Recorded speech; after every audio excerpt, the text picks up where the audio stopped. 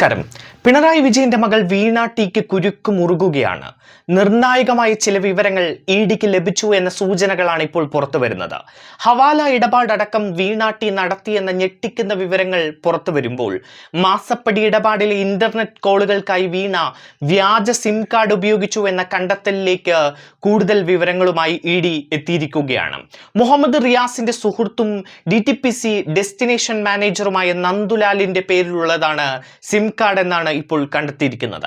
എന്നാൽ ഏതാവശ്യത്തിനാണ് സിം ഉപയോഗിച്ചത് എന്ന് തനിക്കറിയില്ല എന്ന് നന്ദുലാൽ ഇഡിക്ക് മൊഴി നൽകിയിട്ടുണ്ട്. വീണ ഹവാല ഇടപാട് നടത്തിയെന്ന് സംശയിക്കുന്ന ഇഡി ഫെമ കുറ്റം ചുമത്തുന്നതും പരിഗണിക്കുകയാണ്.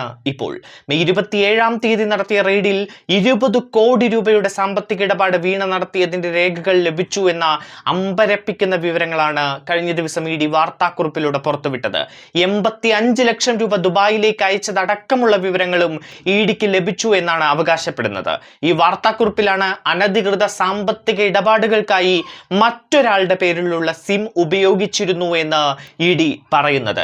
കോഴിക്കോട്ടെ DYFI പ്രാദേശിക നേതാവും റിയാസിന്റെ അടുത്ത സുഹൃത്തുമായ നന്ദുലാലിന്റെ പേരിലാണ് ഈ സിം കാർഡ് എടുത്തത് എന്നാണ് ഇഡി ഇപ്പോൾ വ്യക്തമാക്കിയിരിക്കുന്നത്. കഴിഞ്ഞ ദിവസത്തെ പരിശോധനയിൽ നന്ദുലാലിന്റെ പ്രാഥമിക മൊഴിയും ഇഡി രേഖപ്പെടുത്തിയിരുന്നു. റിയാസും വീണയും ആവശ്യപ്പെട്ടതനുസരിച്ചാണ് 2024 സിം എടുത്തു നൽകിയതല്ലാതെ ഈ സിം ഏതൊക്കെ ആവശ്യങ്ങൾക്കാണ് ഉപയോഗിച്ചത് എന്ന് തനിക്ക് അറിയില്ല എന്നാണ് നന്ദുലാൽ മൊഴി നൽകിയിരിക്കുന്നത്. എന്നാൽ കേരളത്തിലെയും വിദേശത്തെയും സാമ്പത്തിക ഇടപാടുകളിൽ ഇടപെടുന്നതിനാണ് സ്വന്തം നമ്പർ മാറ്റി ഇന്റർനെറ്റ് കോളുകൾക്കായി മറ്റൊരാളുടെ സിം വീണ ഉപയോഗിച്ചത് എന്ന് ഇഡി പറയുന്നു. എന്തായാലും നാൾക്ക് നാൾ ഞെട്ടിക്കുന്ന വിവരങ്ങളാണ് പുറത്തേക്ക് വരുന്നത്. ഇതോടുകൂടി CPM-ഉം പിണറായി വിജയനും വലിയ പ്രതിരോധത്തിലേക്ക് പോകുന്ന സാഹചര്യമാണ് ഉള്ളത്.